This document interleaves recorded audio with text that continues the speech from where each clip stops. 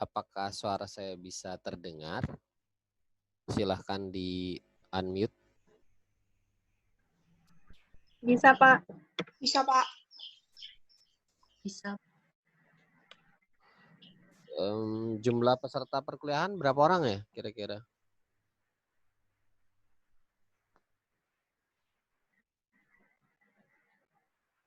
Halo, ada yang tahu jumlah peserta perkuliahan kita? Kalau misalkan memang cuman segini ya saya langsung masuk ke materi.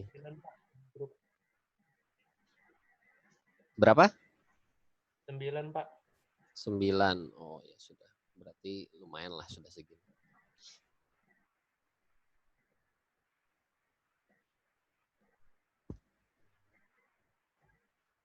Kita mulai aja ya, soalnya saya khawatirnya ada durasinya di Zoom.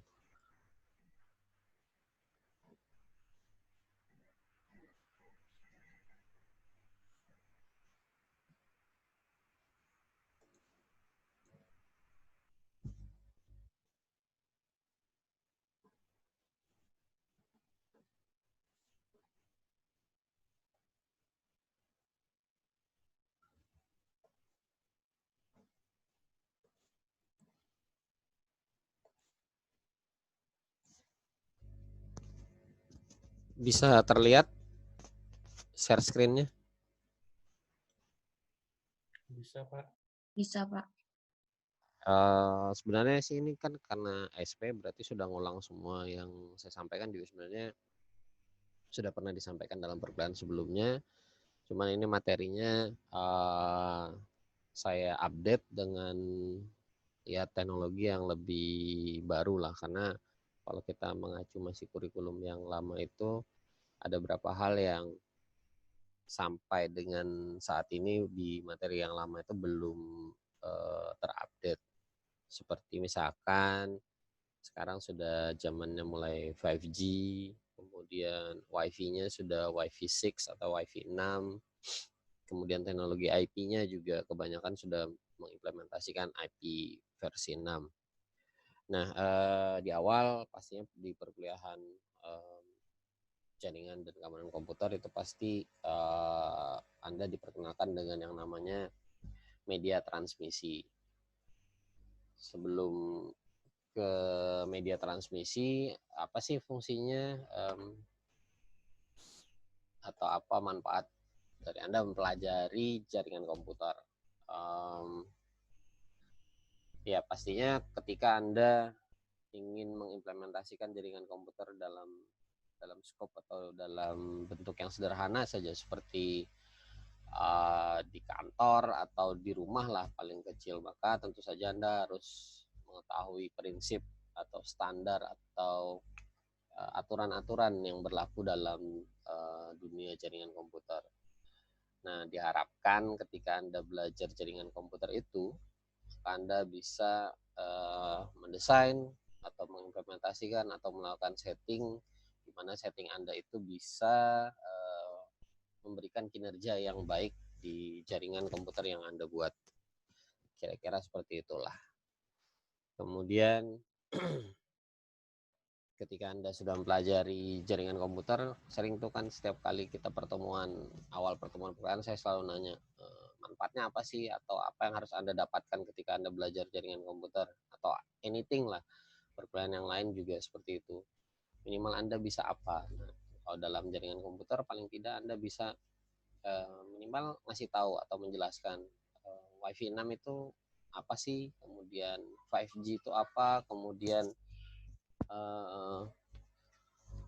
peralatan-peralatan jaringan komputer yang lagi tren atau yang digunakan sekarang itu apa saja. Kemudian mekanisme yang ada di dalam komunikasi di jaringan komputer itu berjalannya seperti apa.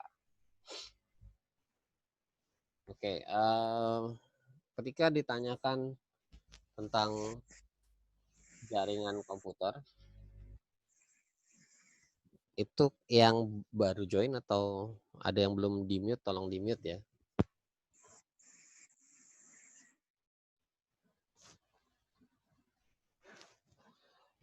Sederhananya jaringan komputer itu minimal ada 2. Jadi kalau misalkan cuma punya satu PC saja atau satu handphone saja, ya itu bukan jaringan komputer namanya. Jadi seminimal-minimalnya itu 2. Jadi kalau Anda punya seperti ini, maka Anda sudah bisa bikin jaringan komputer.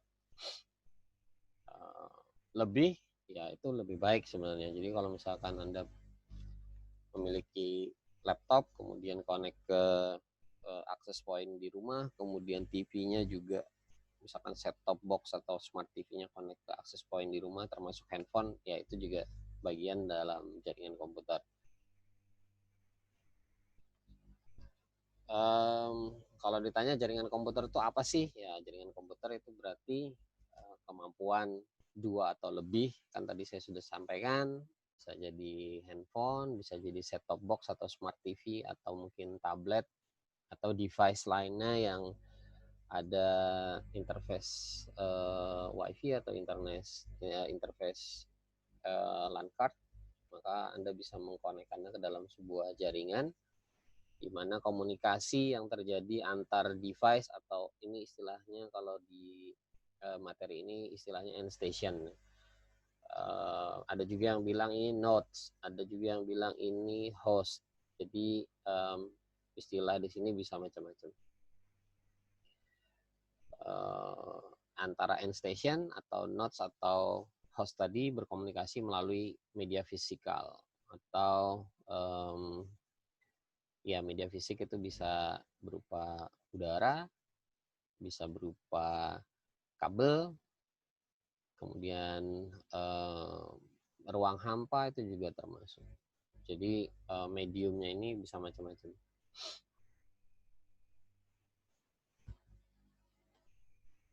Nah, kita bahas dulu yang kabel. Yang pertama kabel koaksial. Ini bisa Anda lihat di rumah. Kalau Anda langganan TV kabel, yang tepian TV kabel atau yang sejenisnya seperti itu, Anda bisa lihat, atau Anda pakai antena, TV-nya pakai antena yang ditaruh di atas atap itu, maka kabel yang digunakan untuk terhubung ke antena tersebut adalah kabel koaksial. Di kabel koaksial itu di luarnya ini ada konduktornya dalam bentuk kabel serabut, kemudian di tengahnya itu ada kabel dalam bentuk tembaga solid. Jadi dia punya 2 buah konduktor, yang di luar tipikalnya serabut, yang di dalam tipikalnya tembaga solid seperti itu. Yang kabel koaksial ini ada 2 jenis, ada yang tebal dan ada yang tipis. Yang thin ini yang tipis, yang thick ini yang tebal. Jarak yang bisa di cover oleh media transmisi ini yang 10 base 2 atau 10 base 2 ini 185 meter jarak teorinya, atau apa ya, semaksimumnya yang bisa dicapai itu 185 secara teori. Tapi kadang di lapangan bisa jadi lebih sedikit atau kurang. Nah, kurang ini biasanya kurangnya banyak, nggak sedikit. Termasuk yang 10 base 5, ini jarak maksimumnya kalau dalam teorinya itu bisa sampai 500 meter, dalam prakteknya di lapangan bisa jadi kurang, bisa jadi juga nambah. Kalau nambah mungkin nggak terlalu jauh, tapi kalau kurang biasanya bisa sampai 10%-nya. Jadi jarang-jarang yang di sebelah kanan ini tercapai atau melewati pun jarang lebih. Jadi Anda kalau dapat kabel yang bagus itu ya patut bersyukur lah, bisa melebihi coverage maksimum dari kabel tersebut. Nah, koaksial ini hampir-hampir tidak digunakan lagi ya, istilahnya jadul, kecuali untuk hal-hal yang tertentu. Misalkan kalau Anda pergi ke mesin ATM yang pakai VSAT, atau di atasnya itu ada parabola VSAT, transmitternya untuk ke satelit. Anda bisa lihat dari belakang parabola tersebut ada kabel hitam ini biasanya. Kabel yang hitam ini yang digunakan untuk ke arah mesin ATM-nya. Terus kalau Anda lihat di beberapa antena BTS seluler itu juga mereka pakai kabel yang tebal ini. Jadi penggunaannya biasa tidak banyak lagi digunakan di perkantoran atau di rumah. Penggunaannya di tempat-tempat tadi yang saya sampaikan. Berikutnya kabel Ethernet. Nah, ini yang mungkin paling sering Anda temukan, baik itu di ruang kelas, di lab, maupun di perkantoran. Sebenarnya ada 7 kategori sekarang. Cuman yang umum digunakan adalah kategori 5 dan kategori 5E atau extended dengan standar 10 base T atau 10 base twist. Jadi T-nya adalah twist. Secara teori jangkauannya mencapai 100 meter, tapi dalam prakteknya kadang 80 meter sudah sering putus. Kecuali Anda punya kualitas kabel yang baik, itu bisa digeber sampai 110, 120. Dan saya pernah dalam beberapa kali implementasi itu memang ternyata iseng bisa dicoba atau bisa melalui melewatkan data sampai dengan 110 atau 120. Nah, ini yang paling sering digunakan di dalam jaringan di perkantoran atau jaringan di enterprise ya. Jadi kabel 5E dan Cat 6 itu adalah yang paling umum digunakan. Anda bisa lihat ini kabelnya, di dalamnya ada 4 pasang kabel, berarti ada 8, kemudian ini konektornya, konektor RJ45.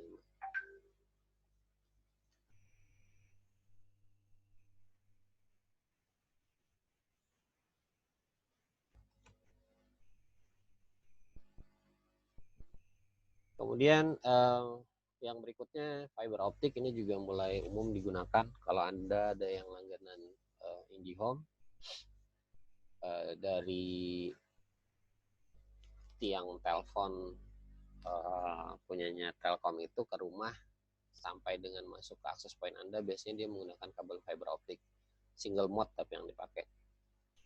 Nah, konektornya biasa yang ini nih, yang warna biru, kabelnya warnanya kuning. Ini yang keluar dari roset biasanya masuk ke dalam akses point Anda atau router yang ada di rumah Anda.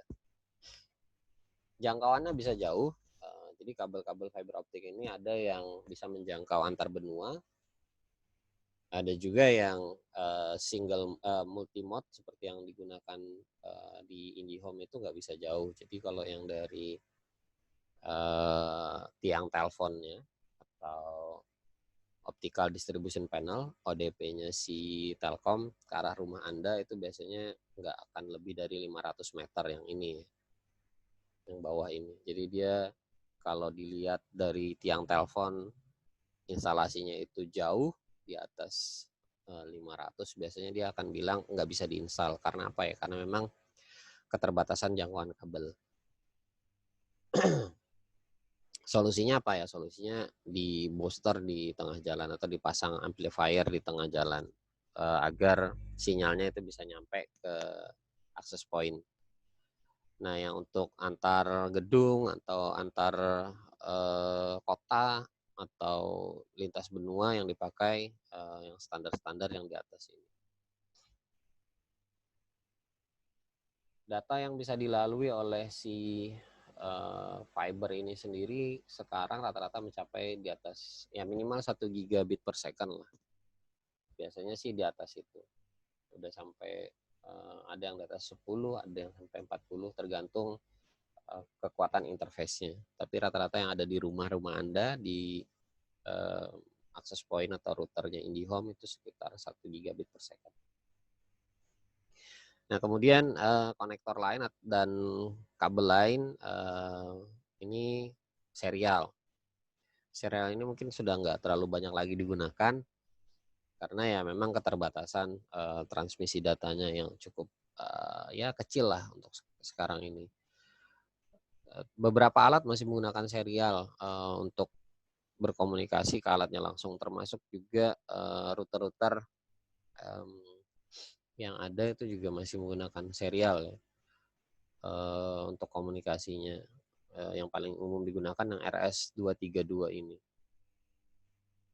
RS232 ini ya nggak bisa, tadi sudah saya sebutkan depan, tidak bisa banyak dalam mentransmisikan data, sehingga biasa digunakan untuk melakukan proses setting dari laptop administrator jaringan ke router. Nah, umumnya seperti itu penggunaannya.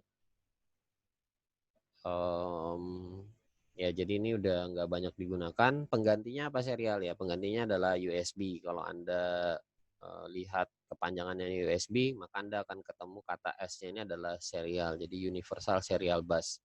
Kenapa USB ya? Karena USB bisa mentransmisikan data jauh lebih cepat atau bit rate-nya jauh lebih tinggi. Apalagi sekarang udah sampai USB 3.1, itu udah melewati gigabit Ethernet, malahan sekali transmisi datanya di atas 1 gigabit per second. Jadi sekarang kebanyakan sudah digantikan serial ini dengan menggunakan USB. Standar lain ya mungkin Anda bisa lihat ada RS422, RS485, termasuk kalau Anda lihat di mana ya, di belakangnya di belakang CPU itu kadang masih ada konektor-konektor lama, termasuk konektor buat printer dot matrix, itu juga masih menggunakan teknologi serial. Ya, beberapa ada juga menggunakan parallel port. Jadi ini jadul ya, makanya disebutkan di sini adalah legacy. Nah, bagaimana sebuah data itu bisa ditransmisikan dan diterima dan diterjemahkan? Ini mungkin kalau Anda lihat di bukunya Forozan, ini dibahas ketika kita masuk ke layer pertama, ada data encoding. Nah, itu lebih detail sebenarnya penjelasannya kalau di buku Forozan. Di mana data ini kalau misalkan di dalam buku Forozan tersebut, Anda akan lihat bahwa banyak sekali line encoding, ada return zero, non return zero, Manchester encoding. Fungsinya apa? Fungsinya dia merubah sinyal menjadi data-data dalam bentuk bit-bit digital. Ada proses istilahnya kuantifikasi sinyal sehingga menjadi bit-bit biner atau binary. Karena di layer pertama yang ditransmisikan adalah biner. Nah, fungsinya encoding ini selain proses transmisi data juga dipakai untuk sinkronisasi dalam proses transmisi data. Jadi proses sinkronisasi itu dimulai dari layer pertama. Sinyalnya bukan hanya sinyal listrik, tapi juga kalau misalkan kita pakai fiber, maka di situ yang digunakan adalah gelombang cahaya yang akan ditransformasikan dalam bentuk bit atau binary.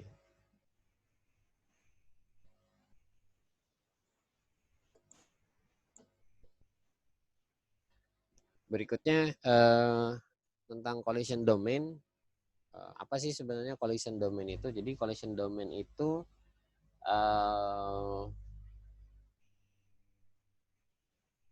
istilahnya kayak gini. Kalau misalkan kita punya media yang dipakai bersama, atau kita sama-sama menggunakan di sini kabel ya. Ada satu kabel topologinya bus, kita gunakan bareng, ada 4 buah device atau 4 buah host, maka kabel yang di tengah ini itu disebut dengan share media atau berbagi media kabel. Nah, karena kabel ini dibagi pakaikan dengan antar device, maka ada kemungkinan ketika device ini mengirimkan data bersamaan dengan device ini juga mengirimkan data sehingga terjadi tabrakan atau collision. Saya ulangin, ketika device yang di atas ini mengirimkan data, bawah juga mengirimkan data, maka ada kemungkinan terjadinya tabrakan data atau istilah lain collision. Apalagi kalau device-nya makin banyak, kemudian kabelnya ini juga makin panjang, maka kemungkinan terjadinya tabrakan itu semakin banyak. Ya mirip kayak jalanan, misalkan semakin banyak kendaraan di jalanan tersebut, kemudian jalannya juga makin banyak, maka peluang terjadinya tabrakan kan semakin banyak. Beda kalau misalkan jalanannya cuma 2, terus isinya cuma ada motor 3 gitu kan, itu peluang terjadinya tabrakan sangat kecil gitu. Tapi kalau jalannya ada ribuan, kendaraannya di situ ada jutaan, maka peluang terjadinya tabrakan juga besar. Nah, sekumpulan device ini dengan menggunakan satu share media atau media transmisi yang bersama-sama, ini disebut dengan satu collision domain atau tempat terjadinya tabrakan itu cuma satu ini. Jadi collision domain itu adalah bisa disederhanakan sebagai tempat kemungkinan terjadinya tabrakan. Terus gimana kalau misalkan datanya atau transmisinya terjadi tabrakan atau collision? Maka perlu ada mekanisme untuk mendeteksi terjadinya tabrakan. Nah, istilahnya kalau dalam multiple access, kalau Anda buka buku Forozan, di situ ada istilah tentang multiple access. Maka Anda bisa lihat bahwa ada mekanisme yang disebut dengan carrier sense multiple access collision detection atau CSMA-CD. Saya ulangin, di dalam multiple access ini kan multiple access, ada beberapa device yang menggunakan satu buah media yang dipakai bersama-sama untuk mendeteksi adanya tabrakan, maka digunakan metode yang disebut dengan carrier sense multiple access collision detection atau CSMA-CD.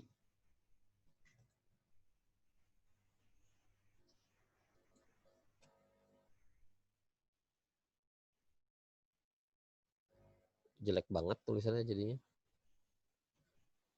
Oke, CSMA-CD, carrier sense multiple access collision detection. Walaupun CSMA-CD ini udah diterapkan, ya kemungkinan untuk terjadinya tabrakan tuh masih tetap ada. Ya mirip lah kayak tadi, sederhananya di jalanan kita sediakan lampu merah, kita sediakan polisi, tetap aja ada yang tabrakan.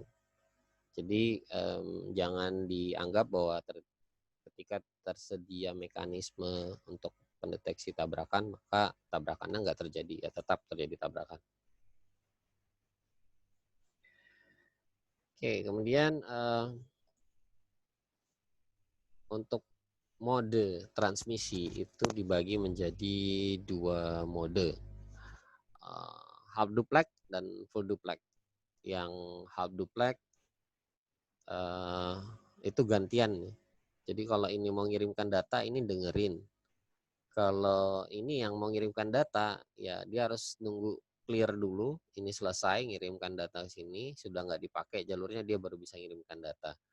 Proses yang pertama ini mirip dengan kalau Anda sering pakai yang namanya handy talkie atau walkie talkie. Jadi Anda kalau mau ngirimkan data, Anda harus bilang saya mau ngirimkan data atau saya mau bicara, baru Anda tekan PTT, kan itu push to talk. Nah, kalau misalkan Anda selesai mengirim data, maka biasanya channelnya atau media yang digunakan untuk transmisinya akan clear, orang bisa menggunakan. Half duplex ini kalau di dunia jaringan komputer biasa dipakainya di sini. Oke, jadi di WiFi. Jadi sinyal radio itu masih menggunakan teknologi half duplex sampai dengan sekarang. Tapi di Wi-Fi 6 itu udah dimodifikasi bagaimana seolah-olah radio itu seolah-olah ya, ini bukan full duplex, tapi seolah dibuat seperti full duplex. Nah, full duplex sendiri artinya kita bisa berkomunikasi dua arah secara bersamaan. Contoh sederhana itu kalau Anda pakai telepon atau Anda menggunakan ya Ethernet lah, seperti itu.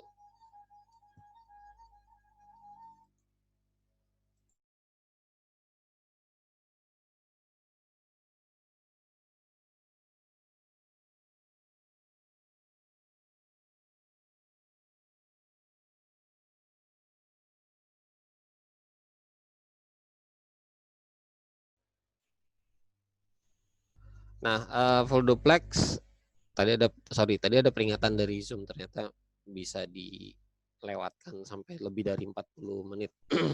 Ya, yang full duplex contohnya di telepon,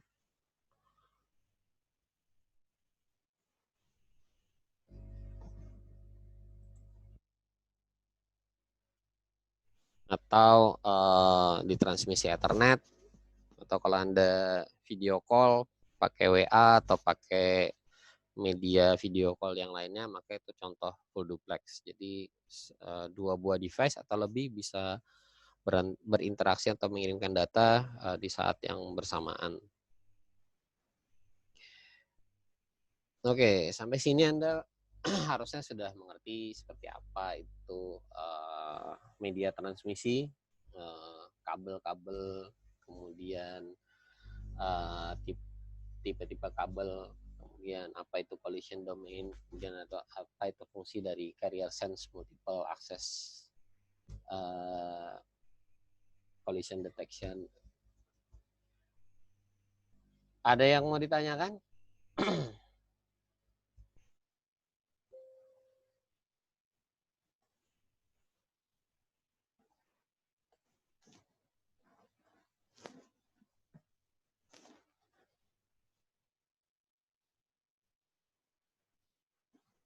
Halo, halo. Apakah ada yang mau ditanyakan? Ini jangan-jangan orangnya hilang semua. Silakan diaktifkan webcamnya. Saya mau tag saya mau screenshot.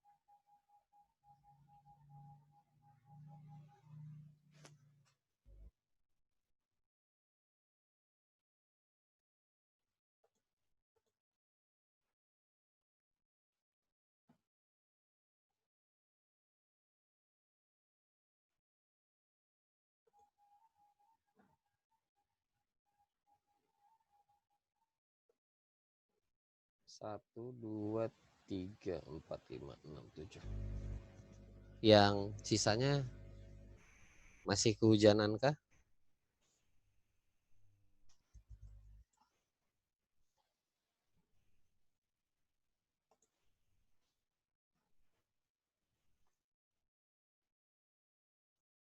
Ada yang nggak bisa dipencet webcamnya.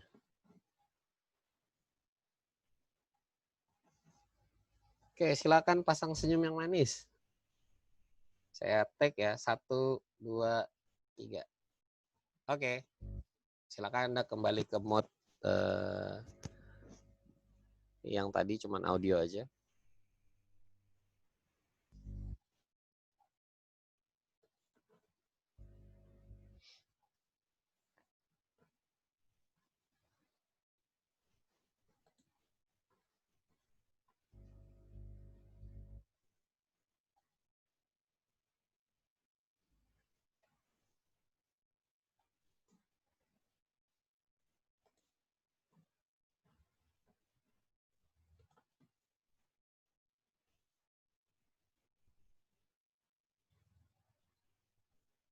Untuk materi perkuliahan Anda bisa download di e-learning.unmul.ac.id. Nanti Anda masuk ke section, sebentar saya lihatkan aja.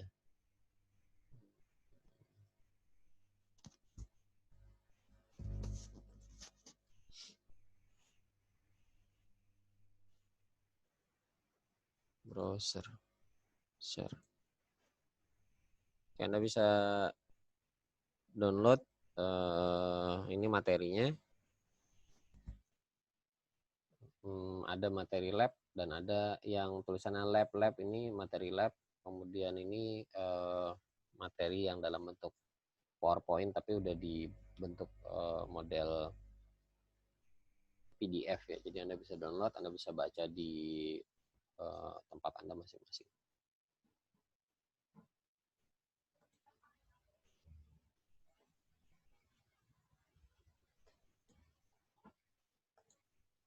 Kita lanjut dengan Ethernet frame. Di layer kedua kita sudah pernah belajar juga dan berdiskusi juga tentang Ethernet frame. Ini ada di layer 2, bentuk data layer 2 itu adalah frame.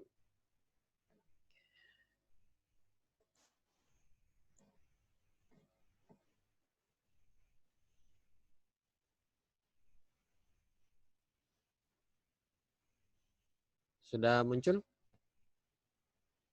Yang muncul yang mana ya kalau di layer user?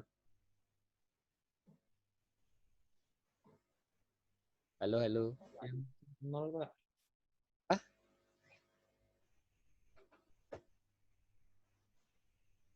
Bentar, saya buat ini aja.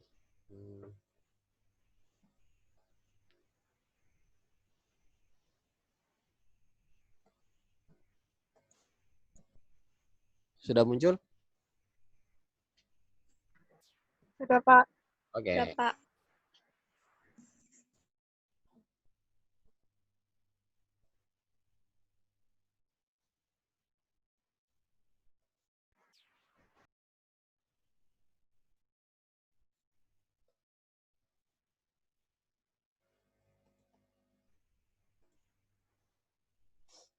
Nah, seperti yang tadi saya sampaikan bahwa di layer kedua standar yang digunakan adalah Ethernet frame atau ya paket datanya namanya frame. Di mana frame ini diatur dalam standar IEEE 802 atau bisa disebut dengan standar yang mendefinisikan Ethernet data link. Jadi layer kedua itu nanti juga berkomunikasinya dengan menggunakan MAC address sebagai identifier atau alamat yang digunakan untuk transmisi data di layer kedua.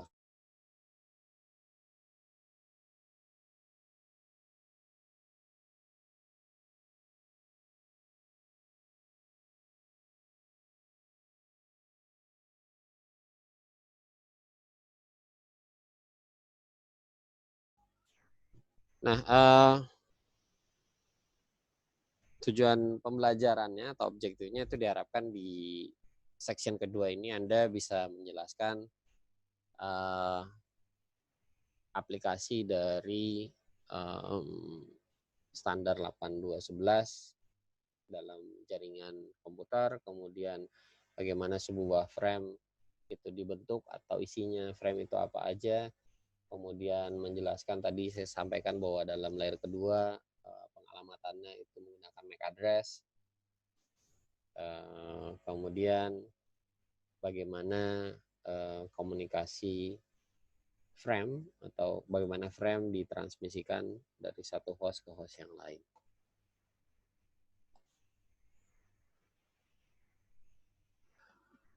Nah,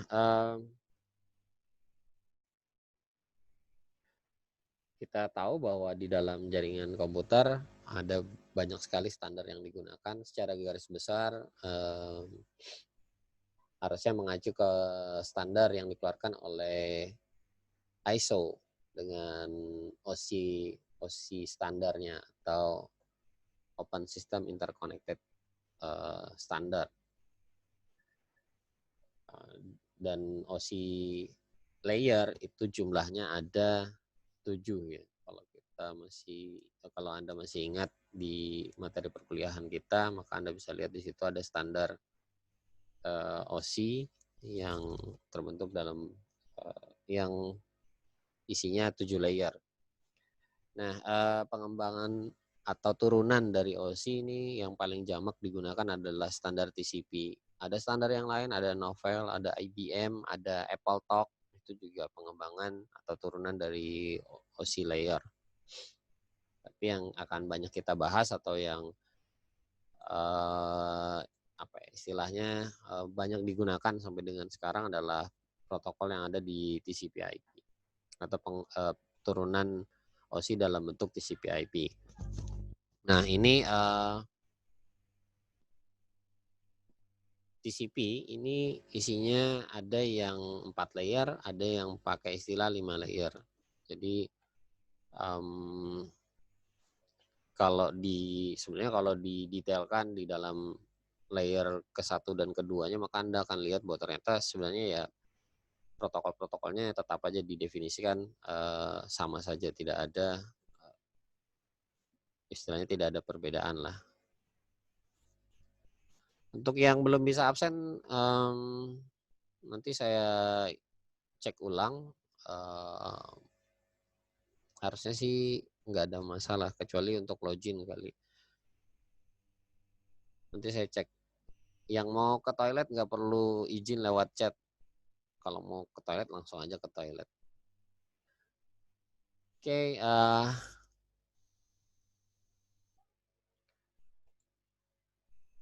kalau di Foruzan Anda akan ketemu model TCP/IP layernya 5 layer. Kalau di sini layernya dijadikan 4. Layer keduanya, data link dan fisikal itu ada di bawah ini sebenarnya di network interface. Jadi sebenarnya kalau Anda lihat dalam layer OC, ya data link dan physical layer itu dijadikan satu.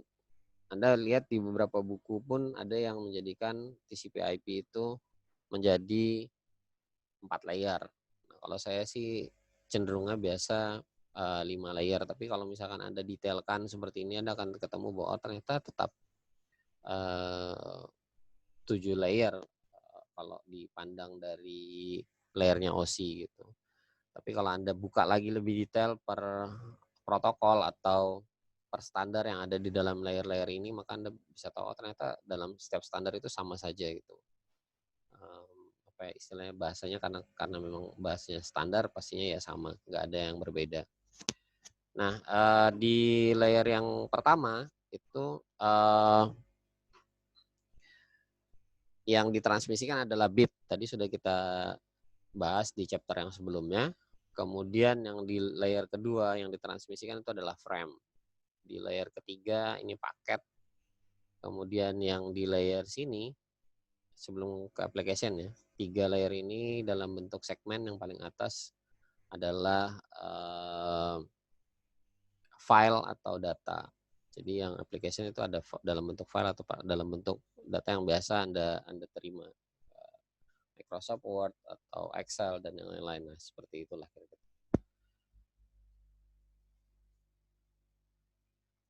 Nah, ini adalah fungsinya.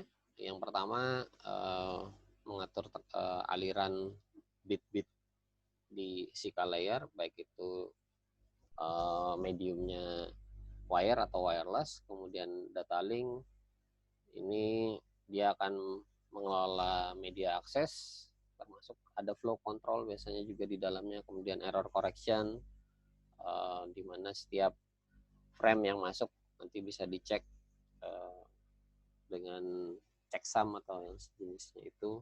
Kemudian di network layer ini mengatur pengalamatan dan penjaluran atau routing. Yang di atasnya ini memaintain end-to-end connection ini dengan transport layer. Di situ ada pilihan TCP biasanya atau UDP. TCP kalau misalkan Anda perlu yang connection oriented. Di connection oriented itu maksudnya harus terus-menerus terkoneksi dengan internet, nggak boleh ada putus. Contohnya misalkan apa ya, kalau dulu nggak boleh putus itu Skype misalkan. Nah, itu nggak koneksi Anda putus, dia langsung putus gitu. Tapi kalau yang connectionless seperti UDP, contohnya kalau Anda main game. Nah, kalau main game itu kan dia nggak akan nge-lag, itu nggak akan diulangin gitu. Misalkan Anda main Mobile Legend kemudian nge-lag di tengah jalan Anda dibunuh gitu, itu kan nggak diulangin gitu. Hal yang aneh kalau misalkan Anda diulangin. Jadi kalau Anda main Mobile Legend yang nge-lag, ya sudah, itu urusan Anda, yang lain tetap jalan terus. Nah, itu protokol yang digunakan di transport layer ini menggunakan UDP. Dia connectionless, biasa digunakan di model-model game, kemudian streamingan yang sifatnya live atau real time. Nah, itu gunakan UDP. Kemudian yang di atasnya session layer, ini yang mengatur sesi koneksi. Paling sederhana kalau Anda ke mesin ATM lah, Anda akan dikasih batasan, biasanya sekali transaksi itu Anda nggak boleh idle atau stop, nggak melakukan apa-apa, dikasih batas waktu mungkin sekitar 2 menit. Jadi kalau misalkan Anda nggak melakukan aktivitas, antara dua, kalau nggak kartu ATM Anda dikeluarkan, kartu ATM Anda ditelan. Atau kalau ada akses situs internet banking, nah itu misalkan Anda sudah login, Anda nggak melakukan apa-apa, dikasih waktu 5 menit, 3 menit, kalau misalkan Anda tidak melakukan aktivitas, maka Anda akan di log out. Jadi ini yang bertanggung jawab adalah session layer. Kemudian di atasnya ada presentation layer. Presentation layer ini bertugas, ya salah satunya proses enkripsi dekripsi, termasuk memformat data bagaimana nanti akan ditampilkan ke application layer. Jadi tugasnya presentation layer itu menyiapkan proses presentasi data-data yang diterima dalam jaringan ke arah user. Nanti dioper ke application yang akan memperlihatkannya kepada Anda atau sebagai interface untuk Anda dalam memanfaatkan layanan-layanan yang ada di jaringan komputer. Nah, tadi sudah saya sampaikan bahwa di atas ini setiap layernya itu punya data masing-masing, punya enkapsulasi atau punya format data masing-masing yang itu punya standar atau punya susunan tertentu. Yang paling sederhana ada di bawah, ya ini pasti cuma bit-bit 101010. Kemudian di atasnya frame, di atasnya lagi paket, di atasnya segmen, di atas ini file.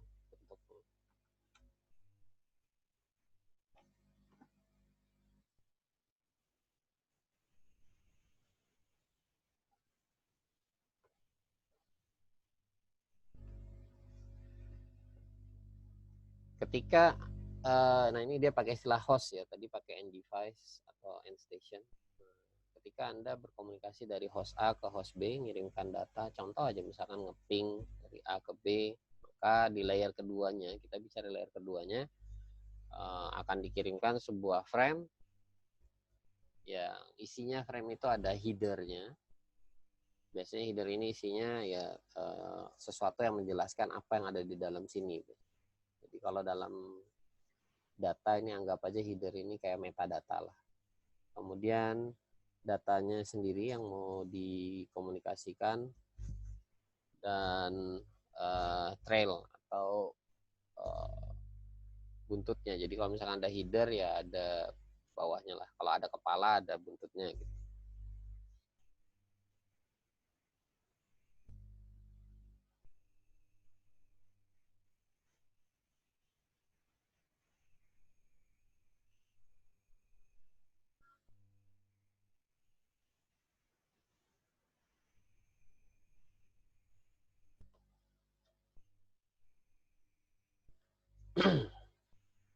Nah, umumnya terdapat dua tipe frame. Nanti saya akan coba buatkan video singkat lah gimana untuk mengetahui kapan frame itu dalam bentuk Ethernet 2, kapan frame itu dalam bentuk standar 823. Terus mengecek value-nya itu seperti apa, ini bisa ditangkap dengan menggunakan Wireshark. Atau kalau kita punya Wireshark, kita bisa melihat bentuk frame-nya seperti apa.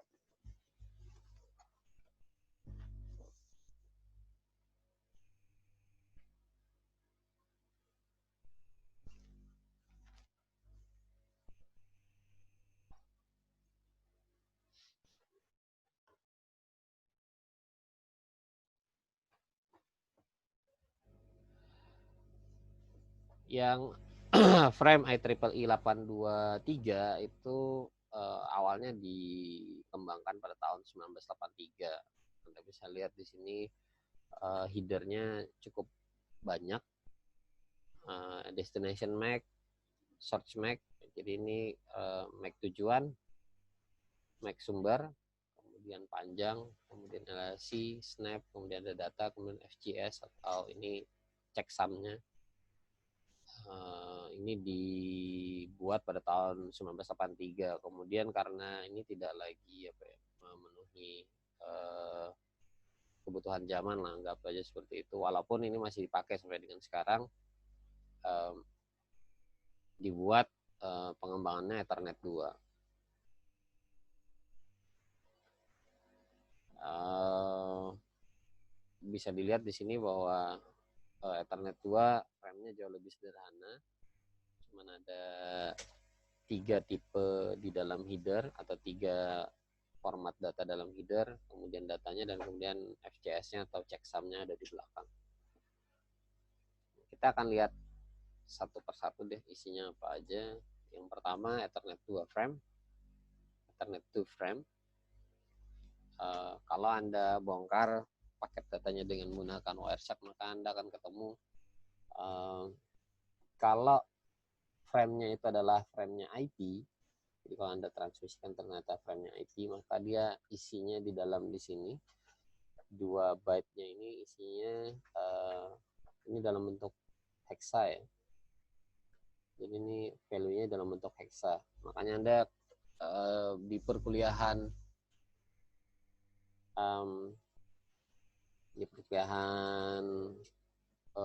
awal-awal lah, maksudnya pengantar ilmu komputer atau yang sejenisnya, maka Anda diharapkan sudah tahu bagaimana cara mengkonversi bilangan desimal, hexa, oktal, dan biner. Nah, ini dalamnya hexa. Kalau dia formatnya IP maka 2048. Kalau misalkan dia ARP jadinya 2054.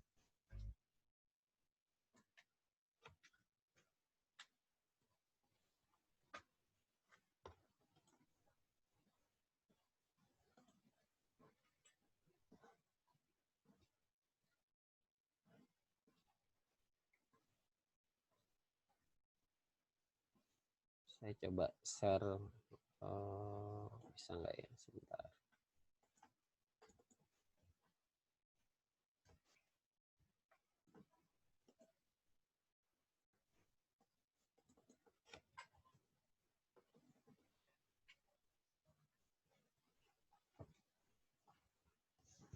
Ini kalkulatornya kelihatan nggak ya?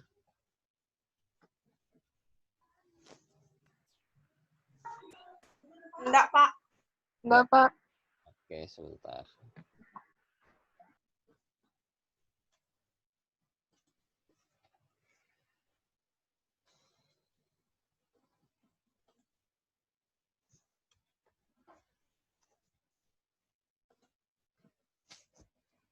Kalau sekarang kelihatan kalkulatornya? Kelihatan, Pak. Kelihatan, Pak. Kelihatan, Pak. 800. Anda bisa lihat kalau 800 maka desimalnya 2048 ya, diingat ya. 800 2048. Kalau misalkan 806,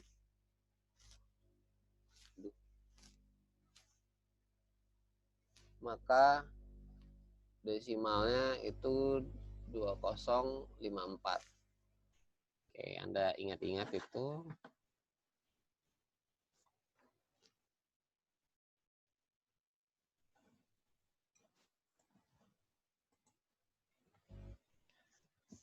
Kembali ke sini, ke slide, maka Anda bisa lihat bahwa ternyata kalau dicek yang IP tadi, kalau misalkan heksanya 800, desimalnya 2048.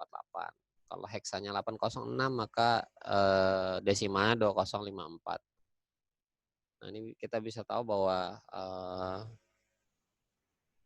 tipe dari Ethernet frame ini dipakai untuk paket data IP atau ARP.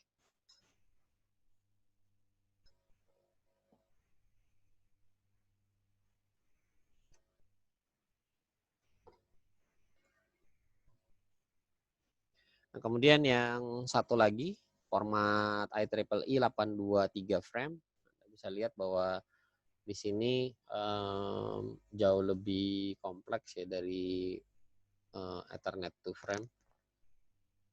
Di dalamnya ada LLC, isinya ini. Ada destination, SAP, dan source SAP, dan yang lain-lain. Nah, ini biasa digunakan di STP frame. Kalau kita punya switch, mengaktifkan protokol STP, biasanya frame-nya ini frame-nya dalam bentuk IEEE 823.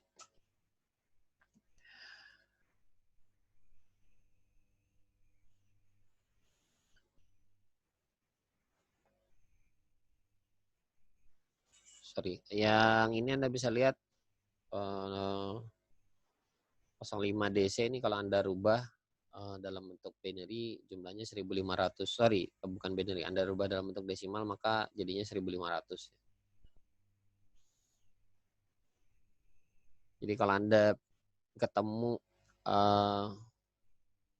nilainya yang tadi, nilai yang ini tadi, yang mirip tipe ini, berada di bawah 1500 atau sama dengan 1500, biasanya itu sudah bisa dipastikan IEEE 823 frame.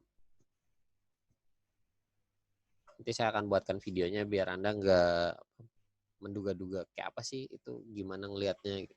Jadi kalau misalkan seperti ini kan mungkin Anda agak bingung. Kemudian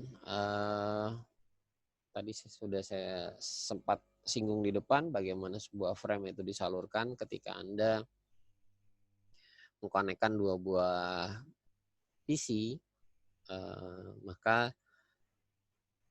frame yang di forward atau diteruskan dari host A ke host B, maka alamat tujuan, MAC address tujuannya ini dimasukkan ke dalam sini.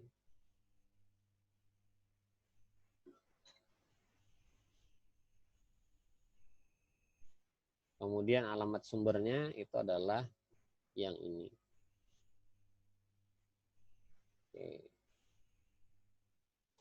Jadi MAC address ini nanti digunakan di layer kedua. MAC address isinya dalam rentang 48 bit itu ada dua bagian atau dua segmen. Yang 24 bit pertama itu adalah OUI.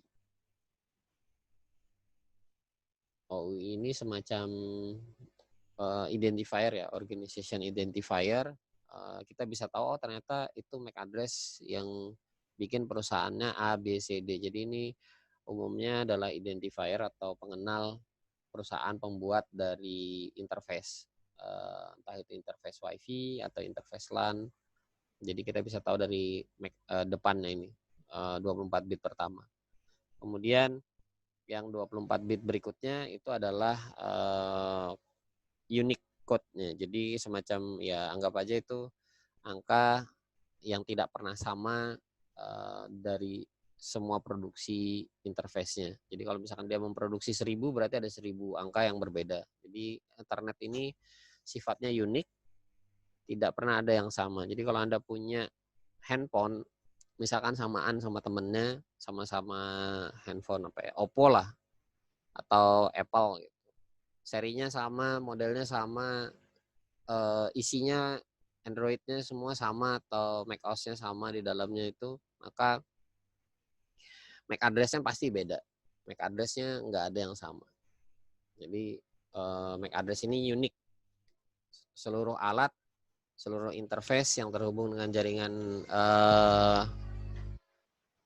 jaringan komputer itu punya MAC address yang berbeda-beda. Jadi tidak ada yang sama satu sama lain.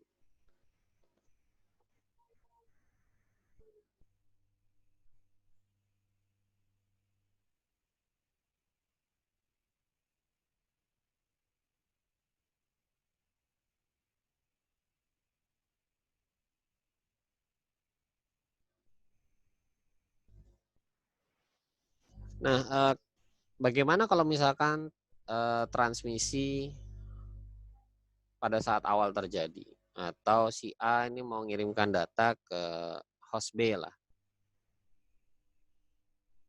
Host A mau ngirimkan data ke host B, maka yang terjadi di saat awal si host A ini akan melakukan broadcast. Jadi dia akan membroadcast untuk mengetahui siapa yang punya IP dari MAC address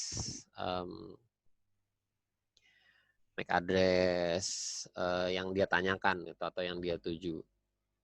IP mana yang punya MAC address tersebut. Nah, itu biasanya dalam bentuk broadcast. Balasannya itu unicast. Jadi kalau dibalasnya itu unicast. Nah, broadcastnya gimana? Jadi ini broadcastnya. Si A akan membroadcast, dia akan nanya siapa yang punya IP sekian-sekian. Di-broadcast-lah ke seluruh jaringan yang ada. Alamat broadcast itu menggunakan FFFF.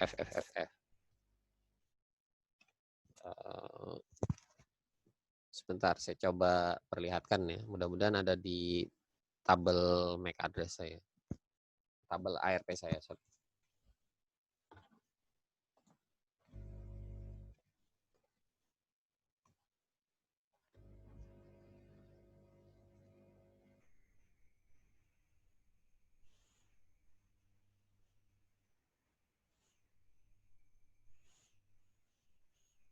Kelihatan? Kelihatan nggak? Kelihatan, Pak. Oke. Kelihatan, Pak. Ini adalah broadcast. Jadi ketika nanya, bukan hanya nanya, tapi misalkan kita mengirimkan paket data dalam alamat broadcast, ini alamat broadcast ya. Kalau di layer ketiga ini alamat broadcast, di layer keduanya alamat broadcastnya yang ini. Jadi kalau misalkan kita nge-broadcast data, di layer ketiga itu biasanya ujung segmen atau ujung sebuah subnet 192.168, kepalanya 00. Kalau kepalanya 00, nah ini kepalanya, ini alamat network address, maka ini alamat broadcast address. Di layer keduanya ini, nah, ini layer keduanya itu.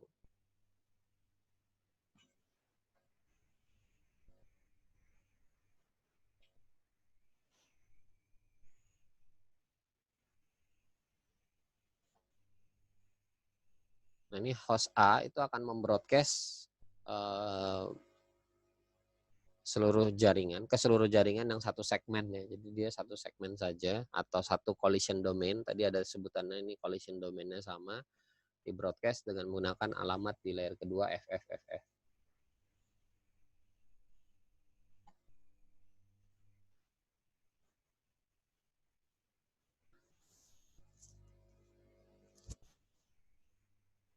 Nah, kalau Anda lihat nanti alamat sebentar, tadi ada alamat unicast ya, balasannya ini unicast. Alamatnya unicast ini di bit ke-8-nya itu akan dirubah menjadi 0, selalu bernilai 0. Jadi kalau nilainya itu 1, nanti dirubahnya ke dalam bentuk 0. Jadi MAC address-nya tadi dalam rentang 48 bit itu yang di bagian depan ini di bit ke-8-nya itu nilainya 0. Kemudian untuk broadcast nilainya semua FFF. Untuk multicast ini maksudnya dia mengirimkan ke beberapa tempat. Ini ngirim ke sini, ke B dan ke D tapi tidak ke C. Multicast itu ke banyak tempat tapi tidak seluruhnya. Kalau broadcast ke seluruhnya, ke banyak tempat dan ke seluruhnya. Ke banyak tempat dan seluruhnya. Yang ini ke banyak tempat tapi tidak seluruhnya. Maka di bit ke-8 ini selalu bernilai 1. Kalau ujian mikrotik, ujian Huawei, Cisco juga itu selalu, kadang ini ada soal yang keluar biasanya. Dia akan nanya alamat unicast dan alamat broadcast ini. Tinggal Anda lihat di sininya, apakah nilainya 1, apakah nilainya 0. Nah, tadi kan kita sempat bicara tentang carrier sense multiple access di depan tadi, atau mekanisme untuk mendeteksi adanya collision atau tumbukan. Nah, collision ini dideteksi dengan cara misalkan host A itu ingin mengirimkan data, nggak usah lihat panahnya di sini ya. Host A ingin mengirimkan data ke, bentar saya cari pennya dulu deh. Oke. Host A ingin ngirim data ke host C, misalkan seperti itu. Ternyata jaringan yang ada di sini penuh atau ada proses pengiriman data. Nah, host A ini akan menunggu. Jadi host A akan menunggu berapa lama ya? Diambil waktu random, biasanya seperti itu. Jadi mekanisme CSMA CD itu dia akan mengambil waktu random. Kalau flowchartnya Anda bisa lihat di buku Forozan. Nanti saya akan cantumkan referensinya di buku Forozannya apa saja. Dia akan menunggu dalam waktu tertentu. Kalau misalkan sudah tercapai time out waktu tunggunya, dia akan cek lagi apakah sepi nggak jaringan ini. Kalau sepi, si A akan kirim data ke C. Kalau nggak sepi Pak, gimana? Ya dia wait lagi, dia tunggu lagi. Sampai berapa kali? Sampai ya tergantung di situ mau berapa lama dia nunggunya. Jadi biasanya sih latensi atau waktu pengiriman data itu terbatas dalam jangka waktu sekitar 300 milisekund. Atau kalau Anda main game Mobile Legends itu kan dibatasi tuh latensinya rata-rata di bawah 100 milisekund lah. Kalau misalkan di atas 100 milisekund ya Anda nge-lag lah. Kalau nge-rank pasti kalah lah, push rank dan yang lain-lain. Jadi latensi itu tergantung dengan aplikasi biasanya, atau waktu tunggu itu tergantung dengan aplikasi yang digunakan. Semakin intens aplikasinya dalam menggunakan jaringan, biasanya semakin requirement-nya atau kebutuhannya akan latensi itu harus semakin kecil. Jadi kalau misalkan waktu tunggunya sudah tercapai ya di drop, paket datanya nggak jadi dikirim ini. Tapi kalau misalkan ternyata jaringannya oke, sepi, dia akan kirim. Kira-kira seperti itu.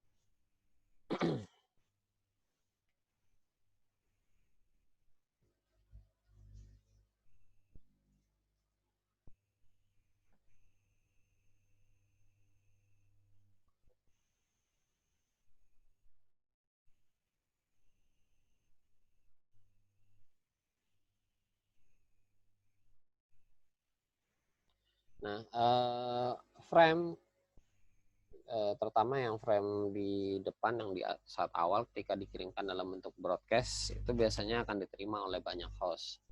Apa yang terjadi untuk host yang tidak dijadikan tujuan atau bukan tujuan dari frame tersebut? Maka frame yang ada itu akan di drop. Tapi kalau misalkan itu memang tujuan dari frame yang akan dikirimkan, misalkan dari host A dia ngirimkan mau ke host B, dan memang itu adalah tujuannya di host B, maka frame-nya itu akan diterima oleh si host B. Sederhananya seperti itulah. Nah, kalau Anda kembali buka di buku Horizon, maka Anda akan ketemu bahwa di situ juga ada mekanisme bagaimana sebuah frame diterima dan dilaporkan bahwa frame-nya diterima. Ada acknowledgement-nya. Nanti mungkin di chapter berikutnya kayaknya mungkin ada pembahasannya. Jadi selain diterima, itu juga ada laporan. Si host B akan bilang ke A, ada ACK-nya, acknowledgement-nya. Si B bilang, aku udah terima frame-nya kamu. Gitu. Kalau mau kirim lagi frame, ya silahkan. Modelnya seperti itu. Jadi bukan hanya dibiarkan saja frame itu diterima terus tanpa laporan. Jadi ada laporan. Bagaimana kalau misalkan ACK-nya nggak ada gitu? Kalau ACK-nya nggak ada, si host A akan mengirimkan ulang frame lagi ke situ. Namanya automatic repeat request. ARQ biasanya sih bisa. Automatic repeat request. Dia akan otomatis mengirimkan lagi frame ke host B sampai dia mendapatkan ACK. Kalau misalkan ACK-nya nggak dapat juga Pak, gimana? Ya berarti udah di terminate, nggak akan dilaksanakan proses pengiriman data. Sederhananya seperti itu. Oke, sampai di sini Anda harusnya sudah mengetahui bagaimana protokol Ethernet itu seperti apa, isinya frame itu apa saja, kemudian bagaimana frame diproses, diterima atau di discard atau dibuang atau di drop, dan apa saja isinya di dalam frame. Ada yang mau ditanyakan? Halo, halo.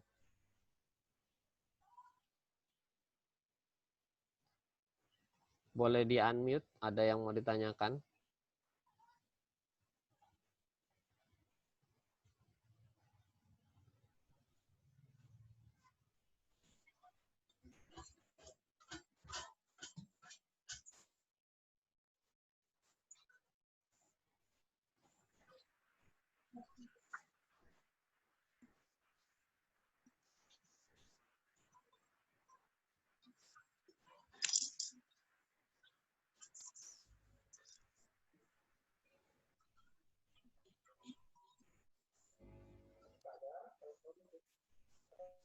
Kalau nggak ada yang ditanyakan, mungkin hari ini saya cukupkan dulu untuk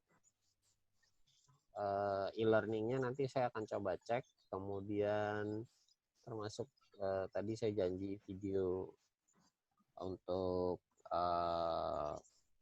bagaimana menganalisa sebuah paket sampai mengetahui isi frame itu apa saja. Nanti juga akan saya buatkan video demonya.